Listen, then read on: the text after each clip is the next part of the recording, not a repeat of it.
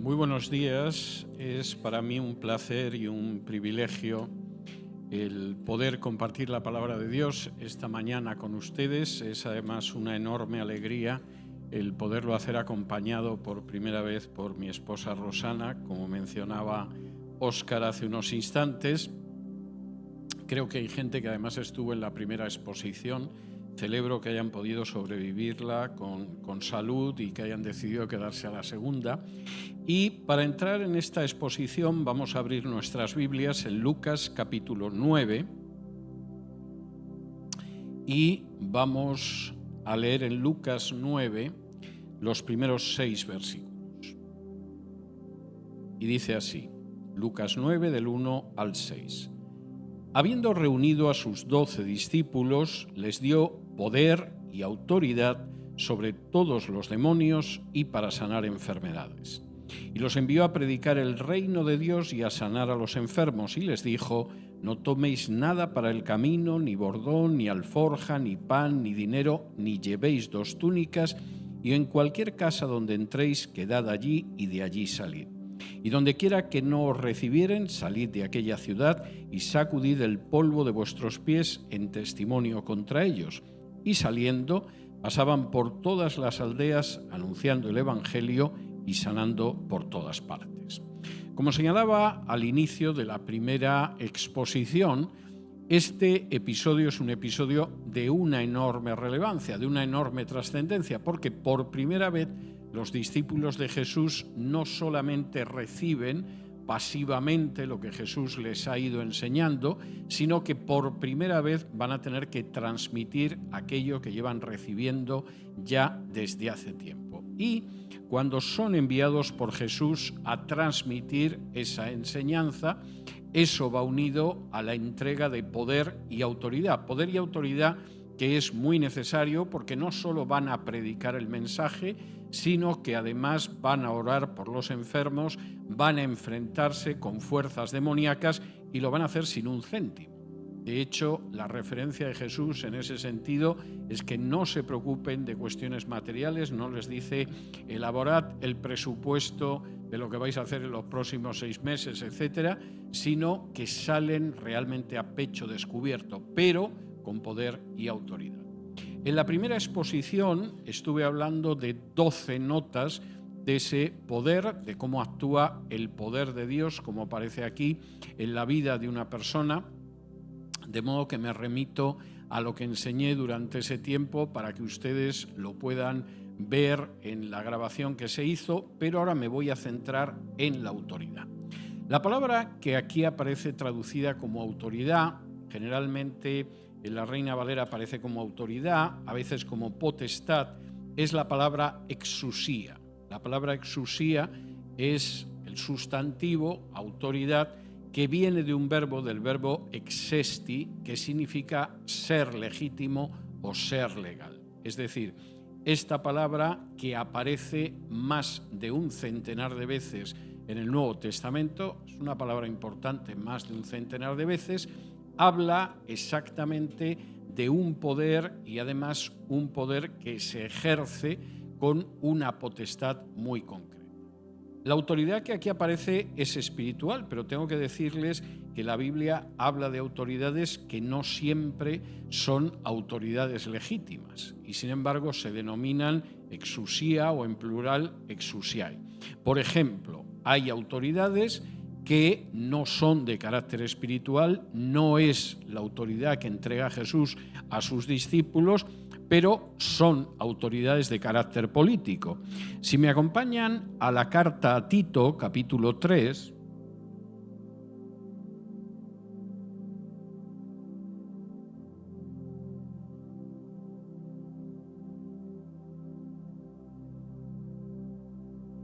en Tito 3 y versículo 1 hace una referencia a esas exusiae en plural, esas exusías que son autoridades pero son políticas. Dice en Tito 3, 1, recuérdales que se sujeten a los gobernantes y autoridades, que obedezcan, que estén dispuestos a toda buena obra. De manera que a veces la palabra cuando aparece en el Nuevo Testamento está hablando fundamentalmente de poderes o de potestades de carácter político. En otras ocasiones está hablando de poderes demoníacos, de autoridades que tienen un carácter demoníaco. Por ejemplo, si me acompañan ustedes a Efesios capítulo 2, en Efesios capítulo 2 y versículos del 1 al 3, aparece una referencia a esa exusía, autoridad, pero demoníaca.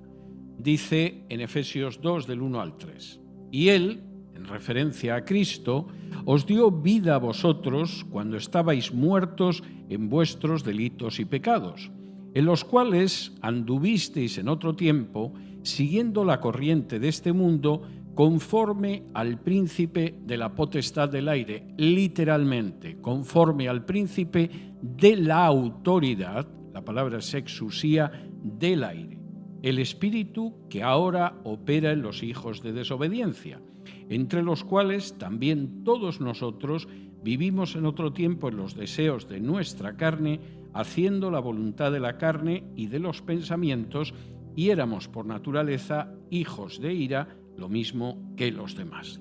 De manera que Pablo habla de que también existe una autoridad, una potestad que es de carácter demoníaco, de carácter diabólico, aunque, gracias a Dios, no estamos ya bajo esa autoridad ni bajo esa potestad.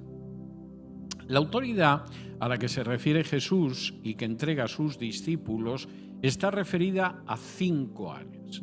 De manera que pueden ustedes descansar, porque antes, hablando del poder, hablé de 12 áreas. Al hablar de la autoridad me voy a referir a 5 áreas en que se manifiesta esa autoridad. La primera área en que se manifiesta es el área de la enseñanza. Si me acompañan al Evangelio de Mateo, capítulo 7, y es un pasaje tremendamente importante porque está justo cuando concluye el Sermón del Monte. En Mateo capítulo 7 y versículos 28 y 29 aparece una afirmación que muchas veces la pasamos de largo, parece que hemos terminado el Sermón del Monte, se acabó. Bueno, esto casi es como el the end que ponen al final de la película, no tiene importancia, tiene muchísima importancia y tiene mucho que ver con este tema. Dice así en Mateo 7 y versículos 28 y 29. Y cuando terminó Jesús estas palabras, la gente se admiraba de su doctrina, porque les enseñaba como quien tiene autoridad y no como los escribas. Cuando Jesús acaba de expresar en el Sermón del Monte su predicación, y es tremendamente importante esa sección del Evangelio de Mateo, la gente tiene la impresión de que hay una diferencia enorme entre la forma en que se expresa Jesús y cómo lo hacen los maestros de la ley, cómo lo hacen los escribas. ¿Por qué? Vamos a ver, el Evangelio de Mateo es un evangelio muy especial, extraordinariamente especial. Es el primer evangelio que aparece en el Nuevo Testamento y lo es porque es un evangelio dirigido en primer lugar a los judíos. Es el evangelio donde más veces se dice que Jesús hizo algo para que se cumplieran las Escrituras, para que quedara claro que era el Mesías profetizado a lo largo de los siglos. Es un evangelio donde Jesús aparece en primer lugar como hijo de Abraham e hijo de David, algo que a un romano o a un griego le importaba un pimiento, pero que para un judío tenía mucha importancia. Es un evangelio que empieza además con la genealogía de Jesús y la genealogía de José, porque todavía en ese momento, y hasta el siglo II después de Cristo, la familia se transmitía por el padre. Los rabinos fariseos del siglo II lo cambiaron y hoy en día en el judaísmo la familia se transmite por la madre. Pero en la época de Jesús, como en el Antiguo Testamento, la transmisión era por el padre y por lo tanto era muy importante hacer referencia a su padre legal, que era José, y es la genealogía de José la que aparece en Mateo, mientras que Lucas traza la genealogía de María. Y en ese sentido, el Evangelio de Mateo es un evangelio muy judío. Y cuando Mateo empieza a transmitir las enseñanzas de Jesús, las coloca en 5 bloques. Y son 5 bloques que son paralelos a los 5 libros de Moisés. Y esto es extraordinariamente importante. El primer bloque, que es el Sermón del Monte, Mateo del 5 al 7, tiene un paralelo claro con el libro de Génesis. Igual que el libro de Génesis habla del origen del mundo, del origen de la salvación, del origen del pueblo de Israel, el Sermón del Monte es el origen de la vida cristiana. Hay gente que piensa que no, que el Sermón del Monte es el punto al que tú llegas cuando llevas 40 años de creyente y entonces empiezas a moverte según el Sermón del Monte. No, es la enseñanza de Jesús. El primer bloque de enseñanza que enseña Jesús es el Sermón del Monte. Tenemos que empezar ahí, no acabar ahí al cabo de medio siglo de creyentes. Y cuando Jesús acaba de enseñar el Sermón del Monte, la gente que lo ha escuchado se queda absolutamente pasmada de la enseñanza, porque Jesús no enseña como los escribas, sino como alguien que tiene una autoridad por sí mismo. Si alguno de ustedes tiene alguna vez la curiosidad de ir al Talmud, que es el libro religioso judío en la práctica por encima de la Biblia, verá que las discusiones doctrinales y las discusiones de cumplimiento de la Torá siempre citan a rabinos. Entonces, en un momento determinado, pues se dice que el rabino Gilel sostenía esta opinión, mientras que el rabino Shammai sostenía esta otra opinión distinta. Entonces hay una discusión de distintos rabinos sobre la base para una interpretación o la otra. Era lo común, al menos desde el siglo I antes de Cristo. Pero Jesús no cita a nadie, no hace referencia a otros rabinos, no se basa en una autoridad humana, sino que él enseña con su propia autoridad. Y esto es lo que deja pasmada a la gente que lo escucha. No solo es que lo que dice es una interpretación de la Torá, que es la interpretación autorizada porque viene del Mesías, sino que viene del hecho de que él tiene una autoridad. No toma su autoridad de lo que han enseñado otros rabinos antes. Y esto es tremendamente importante.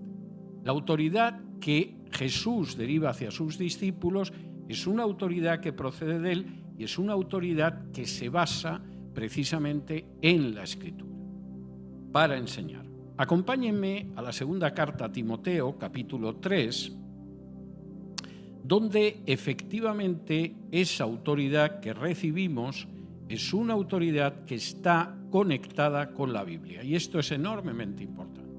La autoridad para enseñar no deriva del hecho de que uno se somete a una jerarquía, no deriva del hecho de que uno acepta un cuerpo de concilios, deriva de que uno se apega a lo que enseña la Escritura. Si me acompañan a la segunda carta a Timoteo, capítulo 3,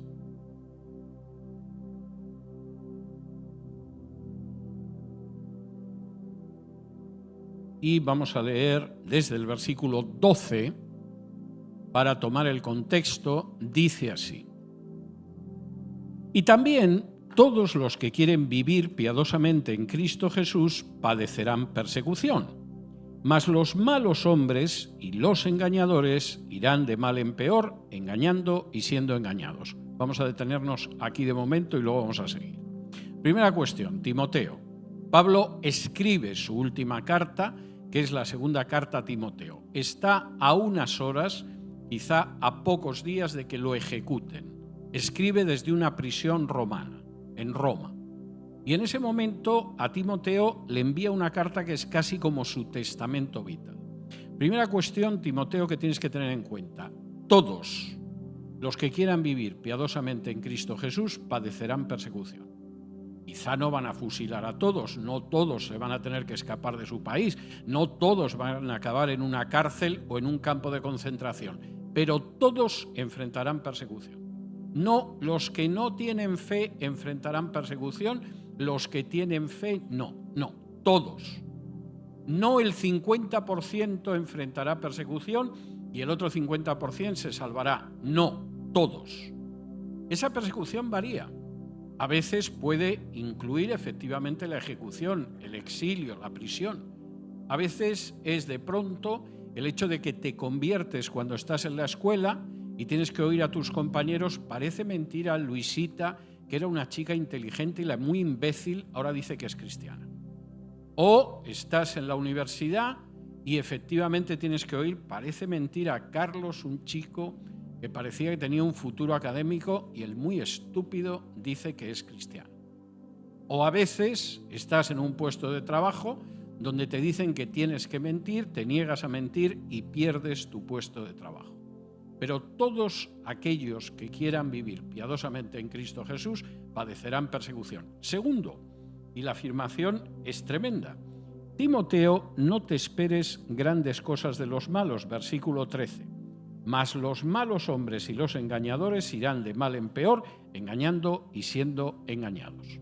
Aquellos que son malos y se dedican a engañar al prójimo irán de mal en peor. Es más, llega un momento en que las mentiras que dices son tan colosales que te las acabas creyendo tú mismo.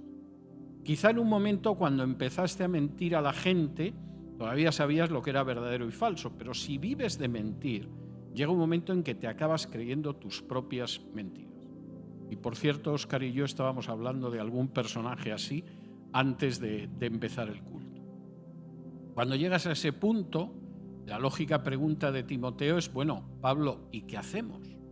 Si todos los que quieren vivir piadosamente en Cristo Jesús van a padecer persecución, y los que mienten y engañan, llega un momento en que hasta se mienten y se engañan a sí mismos, ¿qué hacemos?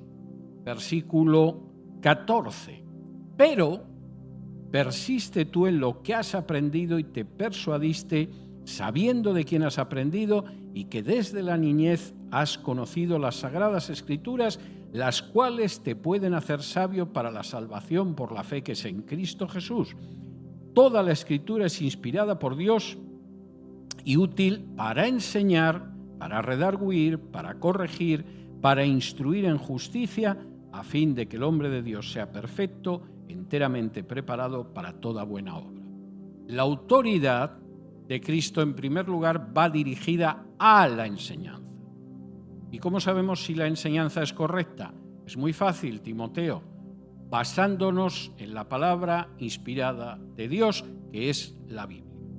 Y efectivamente, a partir de la Biblia, tú tienes autoridad para enseñar.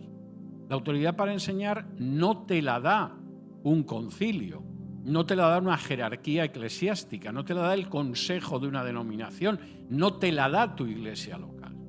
La autoridad para enseñar arranca de la Escritura y tienes que ver cómo la enseñanza con autoridad procede de la Escritura, porque todos los que quieran vivir piadosamente en Cristo Jesús padecerán persecución.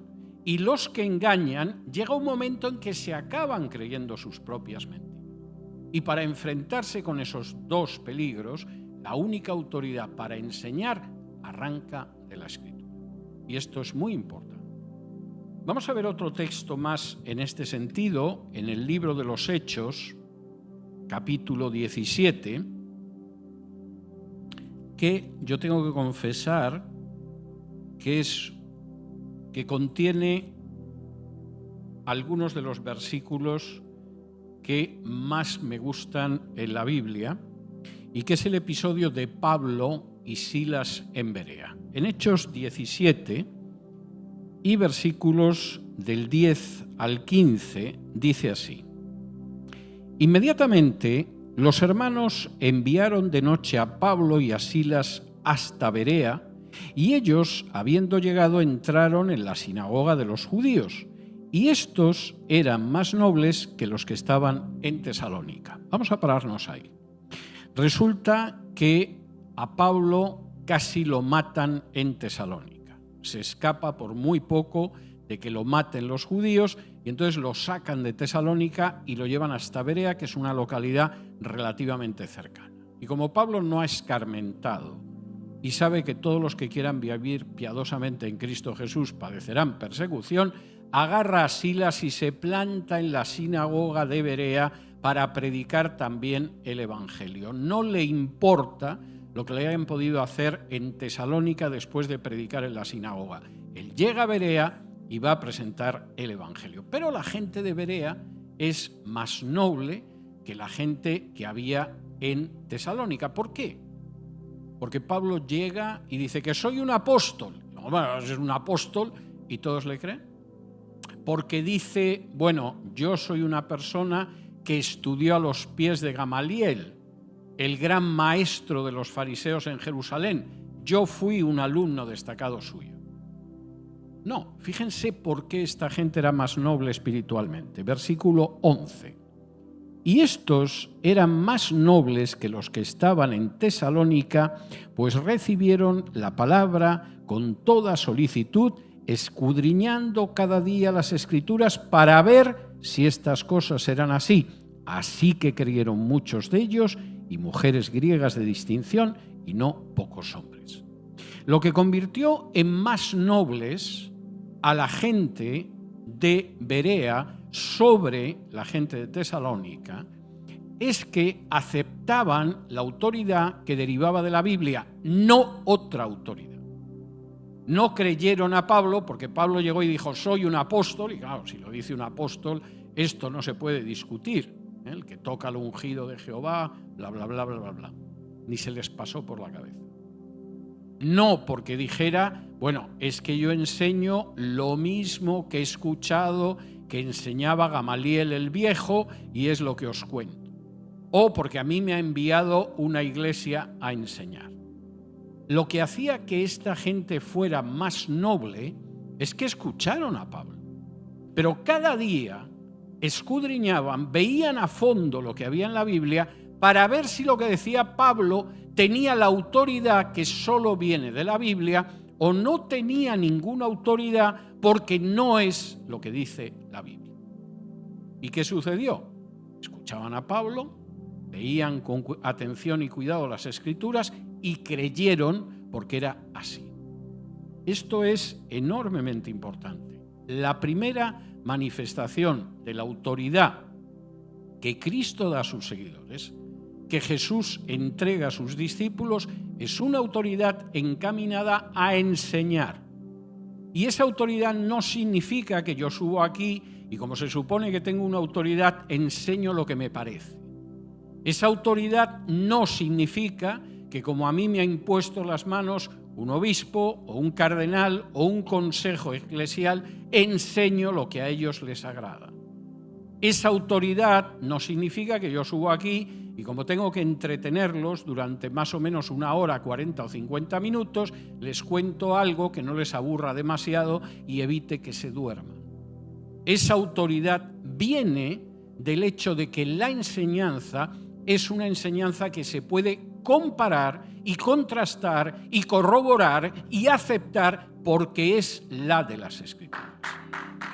Y eso es enormemente importante. Segundo, la autoridad que reciben los discípulos de Jesús es una autoridad que va encaminada a que la gente reciba el perdón de los pecados. Y esto es algo muy importante, porque es una autoridad derivada de la de Jesús. Si me acompañan ustedes a Mateo 9, en Mateo 9 aparece un episodio que escandaliza tremendamente a los escribas y fariseos, pero que muestra cuál es la autoridad de Jesús. Mateo capítulo 9 y versículo, vamos a leer desde el versículo 1. Mateo 9 dice así: Entonces, entrando Jesús en la barca, pasó al otro lado y vino a su ciudad. Y sucedió que le trajeron un paralítico, tendido sobre una cama, y al ver Jesús la fe de ellos, dijo al paralítico: ten ánimo, hijo, tus pecados te son perdonados. Entonces, algunos de los escribas decían dentro de sí, este blasfema.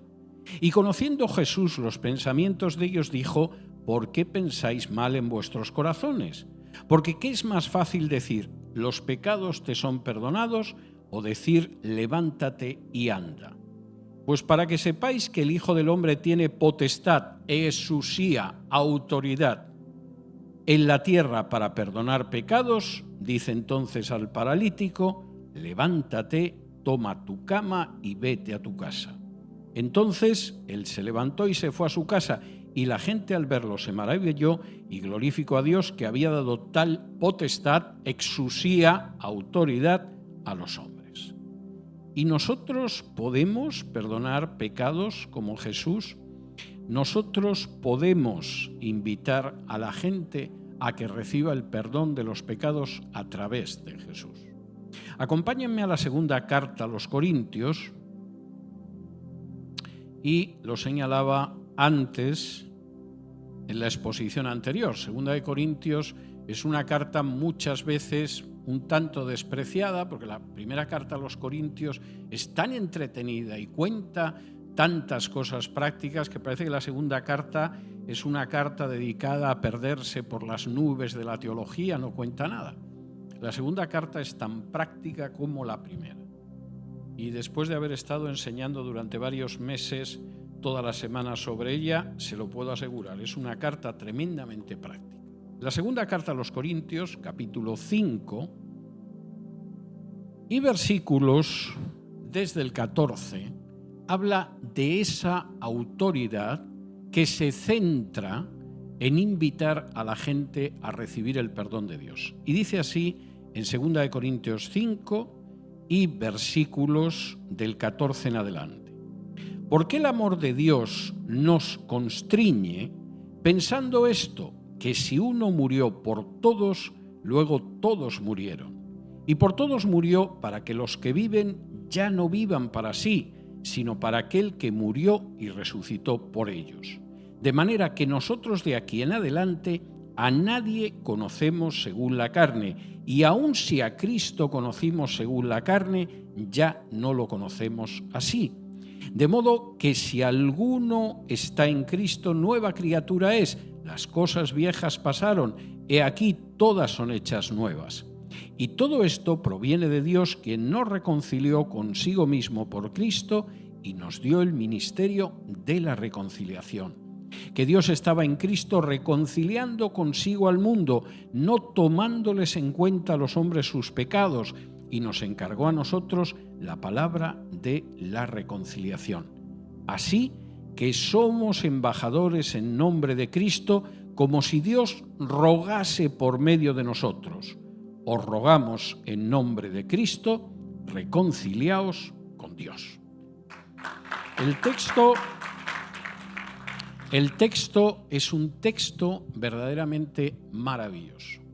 Ningún ser humano tiene poder para perdonar pecados, aunque haya alguna confesión religiosa que lo pretende. La Biblia deja muy claro que solo Dios puede perdonar pecados. Pero sí que Dios nos ha dado autoridad, potestad para apuntar hacia ese perdón de los pecados. Y lo que dice Pablo es tremendo. ¿Qué es lo que nos impulsa a compartir el Evangelio? Y aquí, con un lenguaje un tanto antiguo, añejo, la Reina Valera dice: el amor de Cristo nos constriñe. Lo que nos impulsa a compartir el Evangelio es el amor de Dios.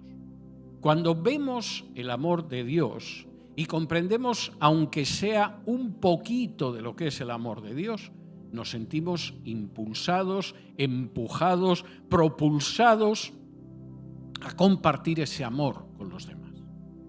¿Y cuál es ese amor de Dios? Bueno, pues algunos que tienen la idea de que Dios es una especie de abuelo tonto con sus nietos, o que es una especie de Santa Claus cósmico, entenderían que el amor de Dios implica simplemente que podemos hacer lo que queramos, y que a Dios no le importa porque Dios es amor. Pero no es esa la enseñanza de la Biblia.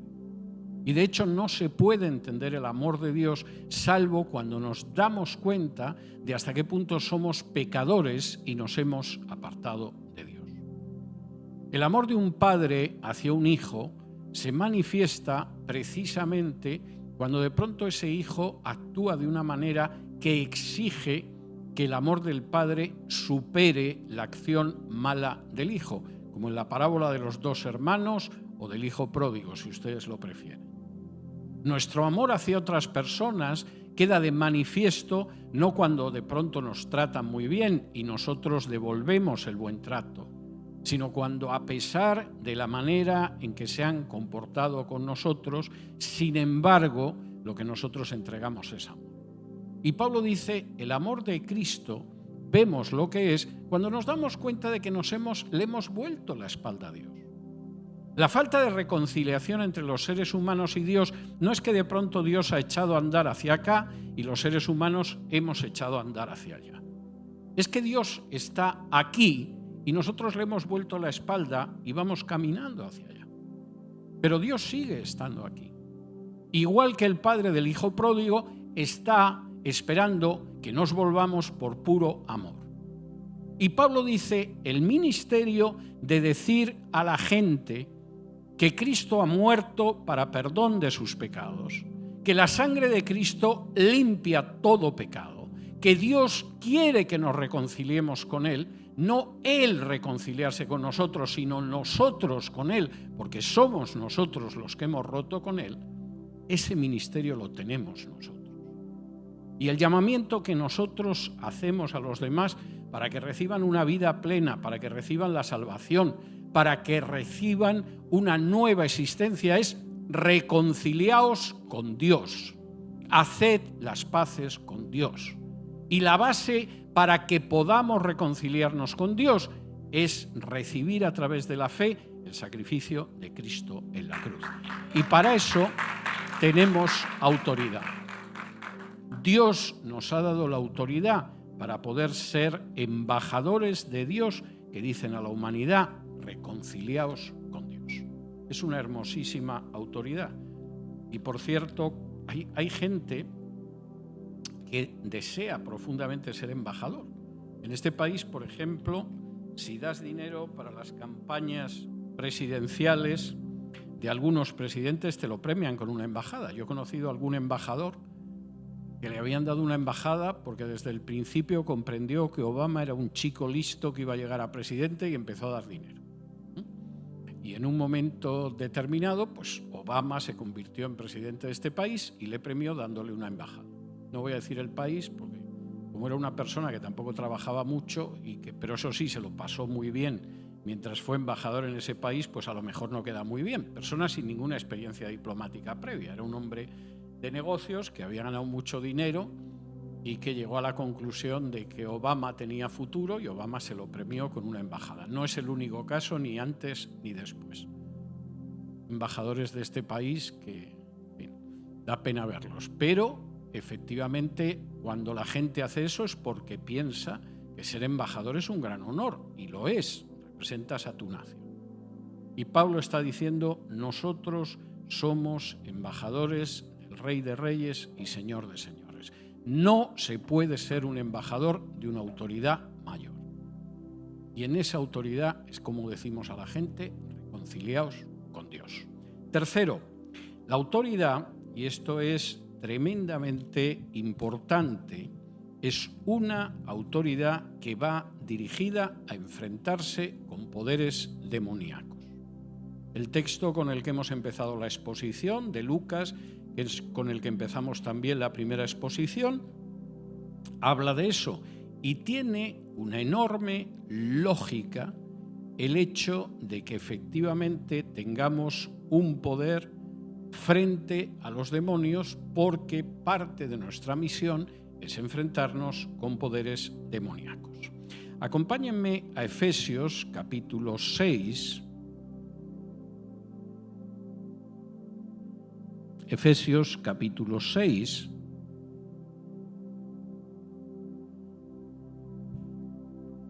y versículos del 10 al 13 y dice lo siguiente. Efesios 6, del 10 al 13. Por lo demás, hermanos míos, fortaleceos en el Señor y en el poder de su fuerza. Vestíos de toda la armadura de Dios para que podáis estar firmes contra las asechanzas del diablo, porque no tenemos lucha contra sangre y carne, sino contra principados, contra, la traducción literal, autoridades, exousiai, contra los gobernadores de las tinieblas de este siglo, contra huestes espirituales de maldad en las regiones celestes. Por tanto, tomad toda la armadura de Dios para que podáis resistir en el día malo y, habiendo acabado todo, estar firmes. Tenemos una autoridad que deriva de Dios porque nos enfrentamos con autoridades demoníacas. Y Pablo es muy claro, hay gente que realmente se piensa que el enfrentamiento que nosotros tenemos es contra carne y sangre. Y piensa que realmente los problemas con los que se enfrenta el género humano pues dependen de este gobernante o del otro. Sí, es verdad que hay gobernantes que crean muchos problemas, pero eso es quedarse en la superficie. Eso es como si una persona tiene una enfermedad mortal y lo que le das es una aspirina para quitarle la fiebre. No está solucionando nada. Le quitas la fiebre un rato, luego se morirá tranquilamente de la enfermedad que tiene. Y hay gente que piensa que efectivamente nuestro combate es un combate contra carne y sangre. Y Pablo es muy claro, nuestro combate no es contra carne y sangre, nuestro combate es contra autoridades que son demoníacas. Y precisamente por eso Jesús nos entrega su autoridad, porque es la única manera de que nos podamos enfrentar con eso. Es más, Él nos ha librado de la autoridad demoníaca. Si me acompañan a Colosenses, capítulo 1, Pablo realiza una afirmación que para mí es extraordinariamente importante y que muchas veces pasamos por alto. Colosenses, capítulo 1, y versículos del 12 en adelante de Colosenses 1 dice así: con gozo, dando gracias al Padre que nos hizo aptos para participar de la herencia de los santos en luz, el cual nos ha librado de la potestad, literalmente de la autoridad, exusía, de las tinieblas, y trasladado al reino de su amado Hijo, en quien tenemos redención por su sangre, el perdón de pecados. Lo que dice Pablo aquí en Colosenses es tremendo. Este mundo, lo sepa o no lo sepa, viva la persona en el sistema político, social o económico en el que viva, lo sepa o no lo sepa, tenga la religión que tenga o aunque no tenga ninguna, lo sepa o no lo sepa, es un mundo bajo el poder del diablo, bajo la autoridad, la potestad, la exusía del diablo. ¿Y cuál es la manera de salir de estar bajo esa autoridad? ¿Un cambio de régimen? ¿Un cambio de religión? ¿Un cambio de modelo económico? La única salida de esa potestad, de esa autoridad de las tinieblas, es recibir el sacrificio de Cristo en la cruz. Y como dice aquí Pablo, nosotros hemos pasado de la autoridad, de la exusía, de la potestad del diablo al reino de Cristo. Y lo hemos hecho gracias a la redención mediante la sangre de Cristo y el perdón de los pecados. Y esto es algo tremendamente importante a la hora de entender la autoridad. Cuarto, la autoridad que Cristo nos da es una autoridad que está también encaminada a fundar y construir y edificar la Iglesia. Vamos a ir otra vez a 2 de Corintios, que como ven es un libro que estoy utilizando bastante esta mañana y creo que de manera muy justificada. 2 de Corintios capítulo 10 y versículo 8, en que Pablo habla de la autoridad y dice lo siguiente. Vamos a leer desde el 7. Segunda de Corintios 10, versículos 7 y 8. Miráis las cosas según la apariencia. Si alguno está persuadido en sí mismo que es de Cristo, esto también piense por sí mismo, que como Él es de Cristo, así también nosotros somos de Cristo. Porque aunque me gloríe algo más todavía de nuestra autoridad, la cual el Señor nos dio para edificación y no para vuestra destrucción, no me avergonzaré, para que no parezca como que os quiero amedrentar por cartas. ¿Para qué yo tengo autoridad? Pues hay gente que utiliza la autoridad espiritual como un magnífico instrumento para destruir a las personas. Yo he tenido ocasión de verlo. A veces porque la enseñanza que da no es una enseñanza que arranque de la Biblia. A veces porque las personas son solo números para mantener un tinglado religioso. A veces porque las personas son gente que me molesta profundamente. Yo estoy tan en las alturas cerca del Señor que esa gente es gente que me trae sin cuidado. No es el concepto de autoridad de la Biblia. Como dice aquí, la autoridad nos la dio Dios, el Señor, para edificación y no para vuestra destrucción. Y esto es enormemente importante. La cuarta nota clara de esa autoridad es que Dios la ha dado para edificación y no para destrucción. De nuevo, si van ustedes a la segunda carta a los Corintios, capítulo 13 y versículo 10, segunda de Corintios 13, 10, dice lo siguiente: por esto os escribo estando ausente, para no usar de severidad cuando esté presente, conforme a la autoridad que el Señor me ha dado, para edificación y no para destrucción. La verdadera autoridad de Dios puede ser a veces dura, puede ser a veces severa, puede ser a veces desagradable, cuando hay que amonestar a una persona porque ha caído o porque vive en pecado. Pero siempre es una autoridad que va destinada no a la destrucción, sino a la edificación. Y es algo que tendríamos que tener en cuenta. Quinto y último. Supongo que esto les hará respirar tranquilos porque llegamos al final.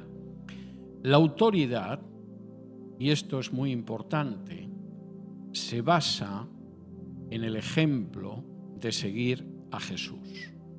En muchos casos hay gente que considera que la autoridad se debe a que uno ha recibido la autoridad de parte de una jerarquía o que de pronto tiene una unción especial o cualquiera de cosas parecidas. Pero la autoridad no existe, o por lo menos se ve muy, muy debilitada, si no se basa en seguir el ejemplo de Jesús. Y vamos a ver dos pasajes.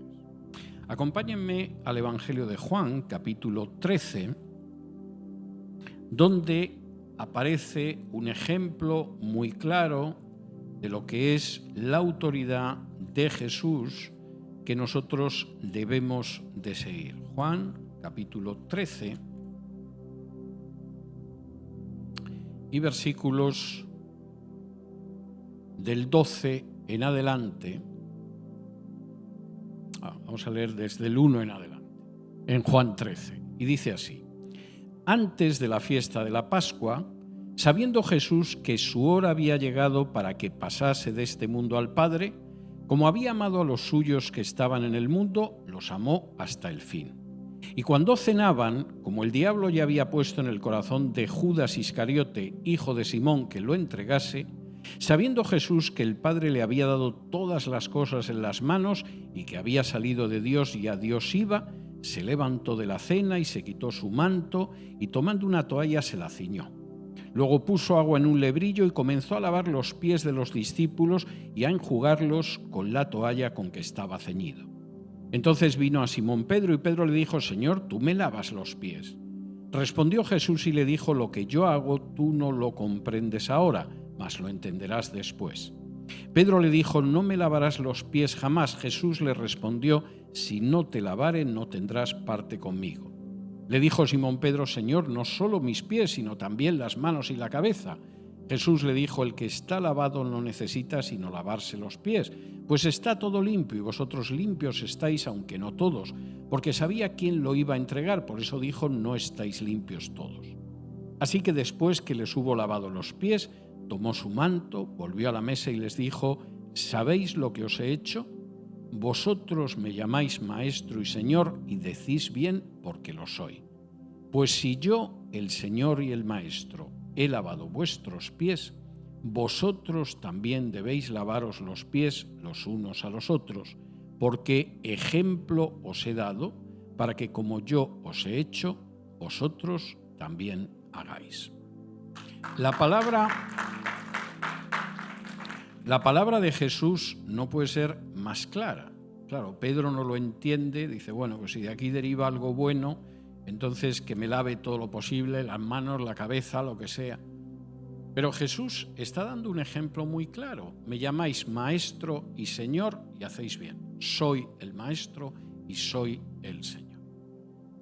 Y yo, que soy el Maestro y el Señor, lo que he hecho es lavaros los pies. ¿Por qué?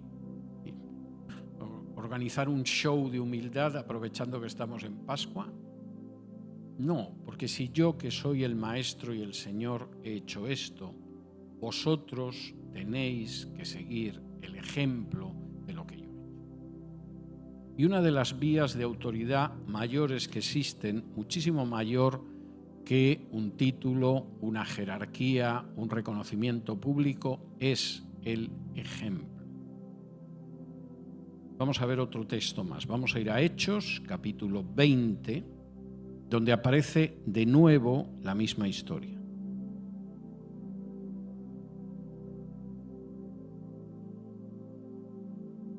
Pablo se está despidiendo de los ancianos de Éfeso en Mileto. Y cuando se está despidiendo de ellos, les advierte de que van a salir lobos rapaces de en medio de entre ellos, que van a querer devorar el rebaño, que van a venir tiempos difíciles, que a él no lo van a volver a ver más. Y entonces de pronto dice algo que asienta totalmente su autoridad. Y dice lo siguiente en Hechos 20 del 32 en adelante. Y ahora, hermanos, os encomiendo a Dios y a la palabra de su gracia, que tiene poder para sobreedificaros y daros herencia con todos los santificados. Ni plata, ni oro, ni vestido de nadie he codiciado. Antes vosotros sabéis que para lo que me ha sido necesario a mí y a los que están conmigo, estas manos me han servido. En todo os he enseñado que trabajando así se debe ayudar a los necesitados y recordar las palabras del Señor Jesús, que dijo: más bienaventurado es dar que recibir. Y cuando hubo dicho estas cosas, se puso de rodillas y oró con todos ellos. El caso de Pablo es muy claro: se tiene que despedir de esta gente. Lo conocen desde hace tiempo. En Éfeso, además, desarrolló uno de los ministerios más prolongados de su vida. Y cuando acaba, Pablo dice: bueno, hay un ejemplo que yo os he dado. Nunca he ambicionado ni el oro, ni la plata, ni la ropa de nadie. No solamente eso, yo me he mantenido con mi trabajo. No solamente a mí, a veces a mi equipo también. Y sabéis que no he ambicionado nada de nadie. Mi única ambición ha sido el poder comunicar el mensaje del Evangelio. Como él dice al principio de esta comunicación, de hecho yo estoy limpio de la sangre de cualquiera, porque se da la circunstancia de que yo he anunciado el mensaje del Evangelio a todo el que se me ha puesto por delante. Y esta es una clara idea de lo que significa efectivamente actuar bajo la autoridad. La autoridad no significa imponer el dominio sobre alguien, significa que uno enseña sobre la base de lo que aparece en las Escrituras. La autoridad no significa El hecho de imponer el criterio sobre alguien implica que nuestra principal misión es llamar a la gente como embajadores de Cristo a que se reconcilien con Dios. La autoridad no significa que ejercemos poder sobre los hombres, significa que aceptamos enfrentarnos con los demonios porque Dios nos ha sacado de la autoridad del diablo para entrar en el reino de su Hijo.